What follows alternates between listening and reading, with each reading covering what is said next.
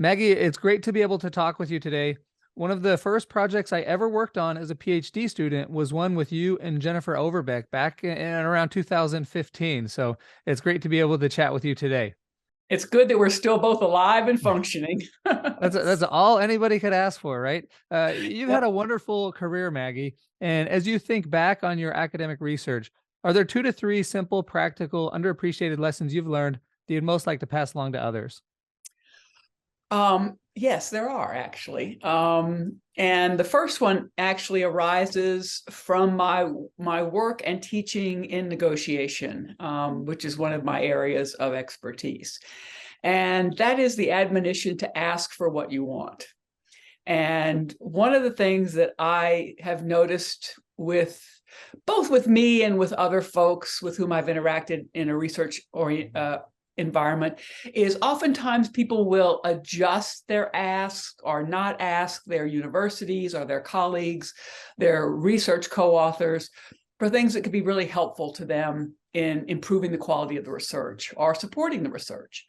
And they often do that because they don't want to, they somehow feel that they're going to be seen as being greedy or inconveniencing others and that sort of thing. And I'm really a real very strong proponent of having folks ask for what they want, because if you don't ask for what you want, how will anybody know what it is you want? And they may certainly have the opportunity to provide that resource to you, and it may be something that they would like to do. And this is what we underestimate. We underestimate how willing people are to actually help. And so, I have asked Stanford for things that I was pretty sure they wouldn't say yes to, and they surprised me. And so I'm just a real advocate for asking folks, because if you don't ask, you already know you won't get. And if you ask, you might be surprised. Any specific examples you can think of is that you've asked for Stanford that they've given you? Yes.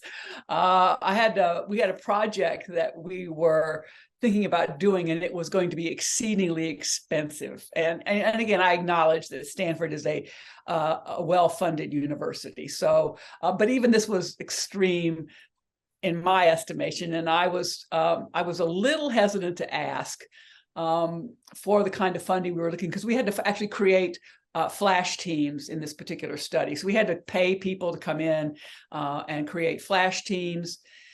And I asked for that resource with one of my senior co-authors. And Stanford said, we think it's a really interesting study and we would like to see it happen. So that's one example. And that paper is actually is under review right now, and so it actually came to fruition. Wow. We did all the work, and it's a paper that has I think it's got some real interesting insights.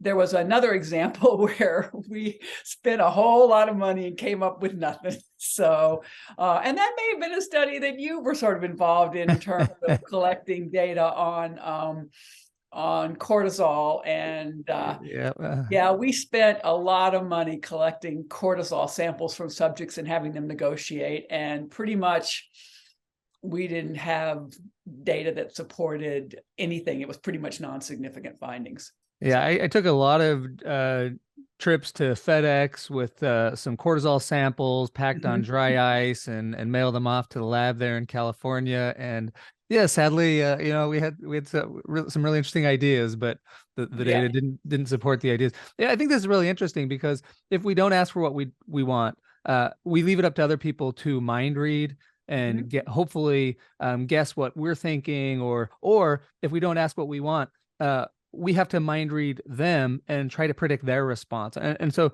the best thing to do is just ask. And, one of the most robust findings in psychology is the anchoring bias. And sometimes we might not get what we ask for, but even still, we potentially anchored in a way that will help us get something much better than we would have got had we not even asked. Well, I also think that there's a lot of research that talks too about how we overestimate how many people we'd have to ask to get what we want. And so, or we underestimate people's willingness to agree. And so I think both of those fall into that category of, just take the risk, ask. Yeah. Okay. Great lesson. Any other lessons you'd like to share? Yeah, there's one that actually is more in terms of specific research. Over the years, I've got, my doctoral students and I and my research colleagues and I have had lots of great ideas, and we've, developed hypotheses, we've run studies, and the data don't cooperate.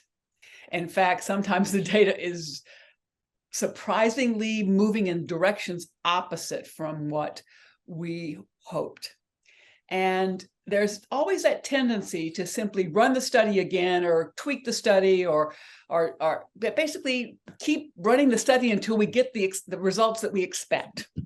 And I think that that's a dangerous process, because what I really like and what I have found to be very useful, especially in working with doctoral students and their dissertations, is to let the data speak and to not assume the data that there was just, you needed to up the amplitude of the manipulation or you needed to increase the subject population, but rather go back, and when the experiment doesn't give you the outcome that you expected, try to understand what the data are telling you.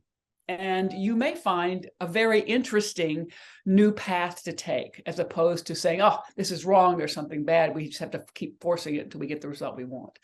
And one of the best examples of that was a study that I was doing with my late colleague, Catherine Phillips.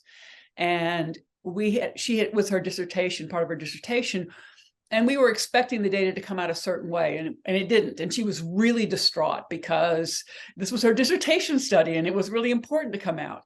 And I said to her, okay, but let's see what the data is telling us.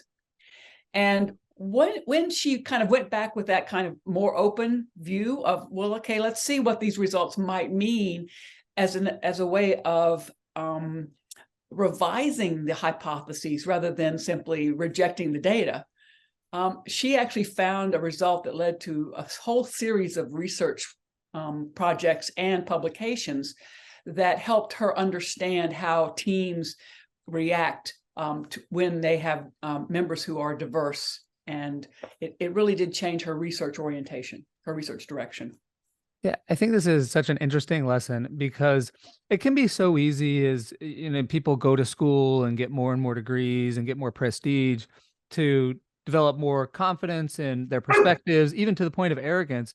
And to me, one of the most valuable things about this job is I develop hypotheses. I am certain they're going to come out one way. I collect the data. And like you said, not only do the data not support it, sometimes it's in the complete opposite direction. Exactly. And it's always so humbling. It's like, man, sometimes I just don't know anything. But I think at times that's a good approach.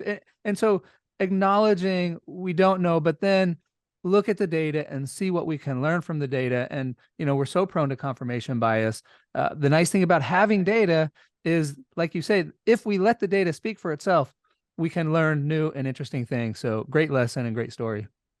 Any other final lessons you'd like to share before we wrap up? Well, it's actually something directed at faculty as they kind of contemplate how they allocate their time. And I just want to make a pitch for the importance of mentorship to doctoral students and junior colleagues.